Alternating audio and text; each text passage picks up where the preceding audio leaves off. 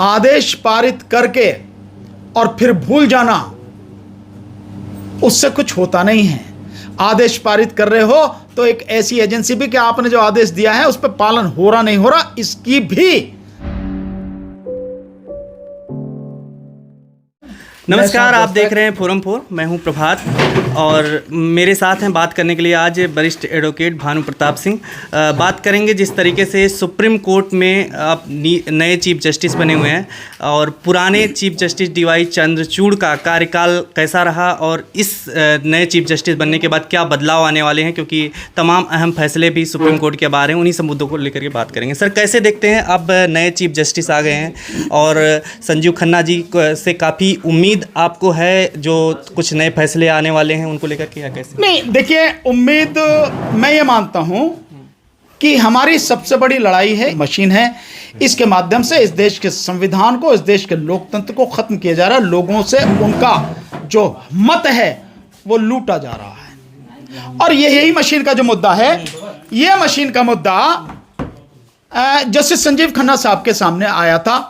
आप लोगों को अगर ध्यान हो, 2024 के इलेक्शन के दौरान अप्रैल के महीने में ये इनके सामने आया था और इन्होंने उस मुद्दे को खत्म कर दिया, डिसमिस कर दिया।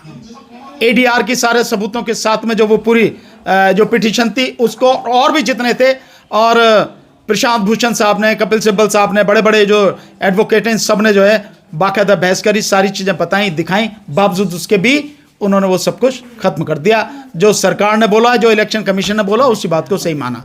तो अगर मैं उस अनुभव के आधार पर कहूं तो उस अनुभव के आधार पर मैं कह सकता हूं कि मुझे तो कोई उम्मीद है नहीं। हाँ, कुछ अच्छा हो जाए तो बहुत अच्छी बात है।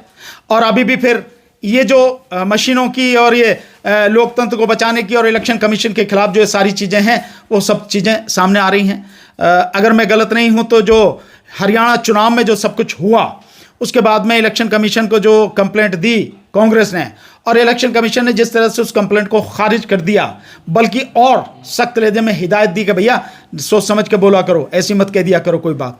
वो भी मुकदमा अब सुप्रीम कोर्ट में आने वाला है या आ भी चुका है शायद। सो इन सारे मामलों पर संविधान की रक्षा के लिए, लोकतंत्र की रक्षा के लिए अगर कोई फैसला होता है, कोई मुकदमा आता है और उस पर कोई बेहतरीन फैसला होता है जिससे लगे हाँ न्यायपालिका न्याय करना जानती है, न्याय करती है, तब तो अलग बात है। जब तक वो नहीं है तब तक कैसे कह सकते हैं? मुझे तो कोई बहुत ज़्यादा उम्मीद है नहीं। और केवल ये नहीं, और भी मैं एक जानता हूँ, बहुत सी ऐसी चीज़ें हैं जिनके विषय में मैं जानता हूँ। सो मुझे कोई उम्मीद नहीं है, बल्कि मुझे तो न्यायपालिका से भी कोई उम्मीद नहीं है कि न्यायपालिका से कहीं न्याय मिलेगा।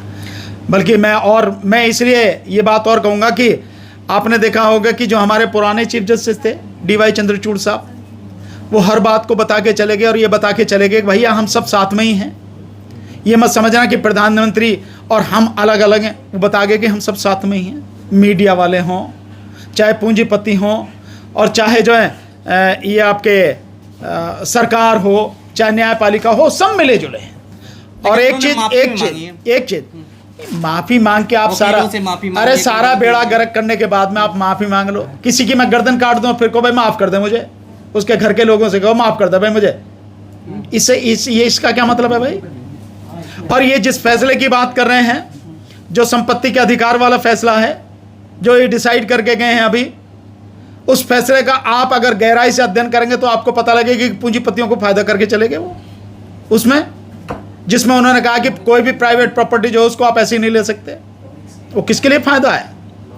माने जिस तरह की मोदी ने ये सारी नीतियां करी और जिस तरह से मोदी बेचे जा रहा है पूरे देश को और अपने यारों को दिए जा रहा है, और कल कोई जब मोदी सत्ता से हटेगा और जो सरकार आएगी और इन सारी चीज़ों का जो है वो राष्ट्रीयकरण करेगी, तब दिक्कत ना आए। उसको उतनी दूर तक की सोच के ये फैसला दिया गया, तो क्या समझ में नहीं आती किसी को? भाई जिनको जो जानते हैं उनको तो समझ में आ रही है कोई फैसला क्यों किया गया है। तो भाई मुझे तो कोई उम्मीद नहीं है किसी भी तरह की। सर, इसके पहले अभी सुप्रीम कोर्ट ने 25 लाख के जुर्माने की बात कही थी बुलडोजर एक्शन पे, लेकिन उसके बाद बुलडोजर एक्शन पर ये कहा जा रहा अब सुप्रीम कोर्ट का जो निर्णय आएगा इससे लगाम लगेगा, बुलडोजर एक्शन नहीं हो पाएगा। उन्होंने फैसले में भी लिखा, अपना घर हो अपना आंगन हो, इस ख्वाब में हर कोई जीता है, इंसान के दिल की ये चाहत है कि एक घर का सपना कभी ना टूटे। तो ये क्या जुबानी है महज, या इससे सही में बुलडोजर कार्रवाई रुकने वाली है? आप देखिए, मैं बहुत सीधी सी बात आपको कहता हूं, जब तक आप इस देश के अधिकारियों को जो इस सारी कार्रवाई को करते हैं, निर्दोष लोगों के घरों को तोड़ते हैं अनऑथराइज्ड कंस्ट्रक्शन बता के, जब तक उन अधिकारियों के खिलाफ एफआईआर नहीं होगी, उनको सजा नहीं होगी, तब तक इस तरह की चीजें रुकने वाली नहीं है। मुझे एक बात बता दीजिए कि कोर्ट ने यह फैसला तो दे दिया, स्वागत करते हैं, बहुत बढ़िया बात है, आपने फैसला दिया कि बुलडोजर की कार्रवाई करने से पहले आपको क्या क्या करना चाहिए। लेकिन जिन लोगों के घर इन अधिकारियों ने तोड़ दिए, उन अधिकारियों के खिलाफ आपने क्या किया? उनके खिलाफ क्या किया? क्या उन अधिकारियों पर यह दंड आपने डाला कि जिनके घर इन्होंने तोड़े हैं, उन घरों का जितना पैसा है उनको बनवाने के लिए पूरा पैसा इन अधिकारियों से वसूल करना पड़ेगा, इन अधिकारियों को जेब से आएगा, सरकार से जाएगा? ऐसा कुछ किया आपने? नहीं किया। अनऑथराइज्ड कंस्ट्रक्शन होता, दिल्ली में भी अनऑथराइज्ड कंस्ट्रक्शन तोड़ा जाता। मेरा सवाल हमेशा यही रहता है, जिन्होंने अनऑथराइज्ड कंस्ट्रक्शन बनाया उनका तो आपने तोड़ दिया, पर जिन अधिकारियों ने बनवाया, रिश्वत लेकर बनवाया, हर कोई जानता है कि अनऑथराइज्ड कंस्ट्रक्शन हो रहा, तो जो डिपार्टमेंट है, चाहे एमसीडी हो चाहे कोई भी हो, इसी तरह से यहां भी नगर पालिका है और अधिकारी हैं, वो सारे के सारे जिनकी जिम्मेदारी कि कोई भी अनऑथराइज्ड कंस्ट्रक्शन नहीं हो, उन लोगों ने उस समय क्यों नहीं रोका? कैसे बनने दिया? स्वाभाविक एक रिश्वत ली उन्होंने, पैसे लेके उन्होंने वो कंस्ट्रक्शन होने दिया, या किसी राजनेता के दबाव में होने दिया। तो जब आपने होने दिया, उन अधिकारियों के खिलाफ क्या है? आपने उन अधिकारियों के खिलाफ कोई कानूनी कार्रवाई क्यों नहीं की? उनको दंडित क्यों नहीं किया? आपने नहीं किया ना। तो जब तक आप उन अधिकारियों को दंडित नहीं करोगे जो इस अनऑथराइज्ड कंस्ट्रक्शन को करवाने में शामिल हैं, तब तक ये जो गलत चीजें हो रही है रुकने वाली नहीं है, होती रहेंगी। लेकिन इस पे जो गाइडलाइंस जारी की गई है, 15 दिन का नोटिस देना होगा, ये तो नोटिस तो पहले भी दिया जाता था, और यूपी सरकार कह रही है कि उसमें भी पार्टी भी नहीं थी, तो वो तो अब अवैध है, तो उसको उसी निर्देश के अनुसार तो कार्रवाई कर ही सकती है ना। भाई, ये जो सारी चीजें ये तो पहले भी थी, आप बिल्कुल सही कह रहे हो, ये आगे भी होंगी, बात उसकी नहीं है। बात यह है कि जब तक, मैं फिर कह रहा हूं कि अधिकारियों को दंडित नहीं करोगे, ये सारी चीजें रुकेंगी नहीं, किसी कीमत पर नहीं रुकेंगे। अधिकारी को खौफ क्या है? आपसे क्या खौफ है? उससे कुछ भी नहीं, कोई खौफ नहीं उसको। आप कुछ भी करते रहे हो, कुछ होने वाला नहीं है अधिकारी। तो ये अधिकारी जब तक दंडित नहीं होंगे, वो जेल नहीं भेजे जाएंगे, उन पर आर्थिक जुर्माना नहीं होगा, तब तक ये सब चीजें रुकने वाली नहीं। तो अभी ये स्पष्ट नहीं है, मतलब स्पष्ट होंगी आगे चीजें कि यूपी सरकार या कोई भी सरकार भाजपा की जो जिस तरीके बुलडोजर नीति पे कार्रवाई कर रही थी वो करेगी। मैं आपको एक चीज बताता हूं, आपने पहले सुना होगा सुप्रीम कोर्ट ने डायरेक्शन, किसी केस में डायरेक्शन दे रखी है कि एनकाउंटर के विषय में क्या क्या गाइडलाइंस हैं, है नहीं है? क्या एनकाउंटर रुक गए? नहीं रुके ना। 2022 का एनसीआरबी का 2022 का आंकड़ा है कि जो 2544 एनकाउंटर पूरे साल में हुए हैं, एनकाउंटर नहीं, सॉरी, कस्टोडियल डेथ जो हुई हैं, वो कस्टोडियल डेथ 2544, उनमें से अकेले उत्तर प्रदेश में से 2022 में 501 कस्टोडियल डेथ हुई हैं। रुक गई क्या? गाइडलाइंस जारी करना अलग बात है, जो आप जारी कर रहे हो, आदेश दे रहे हो, उस आदेश को लागू करवाना पूरी तरह से, पूरी स्पिरिट के साथ में, यह बिल्कुल अलग बात है। और उसके लिए अधिकारियों को दंडित करना, यह बिल्कुल अलग बात है। जब तक ये सारी चीजें इकट्ठा होकर नहीं होंगे, तब तक इस पर रुकावट होने वाली नहीं है, इस पर लगाम लगने वाली नहीं है।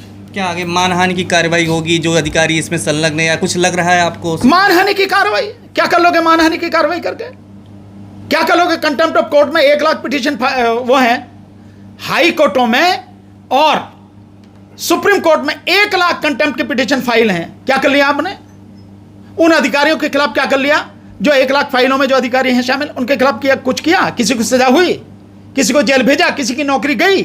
किसी पे आर्थिक जुर्माना लगा? नहीं ना। तब कर लो आप मानहानि और ये हानि और वो हानि, कुछ भी कर लो। जब तक इन दोषी अधिकारियों को जेल नहीं भेजा जाएगा, आर्थिक दंड इन पर नहीं लगाया जाएगा, तब तक ये सब कुछ सीधा होने वाला नहीं है। और दूसरी बात, भैया, कोर्ट कोई भी हो, हाई कोर्ट हो, सुप्रीम कोर्ट हो या कोई कोर्ट हो, आदेश पारित करके और फिर भूल जाना, उससे कुछ होता नहीं है। आदेश पारित कर रहे हो तो एक ऐसी एजेंसी भी कि आपने जो आदेश दिया है उस पर पालन हो रहा नहीं हो रहा, इसकी भी आप सुपरवाइज इसको करो। जब तक ये सुपरविजन नहीं होगा तब तक कुछ रुकने वाले नहीं है। ये तो कितने आदेश आते हैं, कितनी गाइडलाइंस आती हैं, सब जो खत्ते में पड़ी रह जाती हैं, किताबों में दबी रह जाती है, कुछ होता नहीं है। बहुत बहुत शुक्रिया। खबरों में बने रहने के लिए फोरम 4 को सब्सक्राइब करें और नोटिफिकेशन पाने के लिए बेल आइकन दबाएं।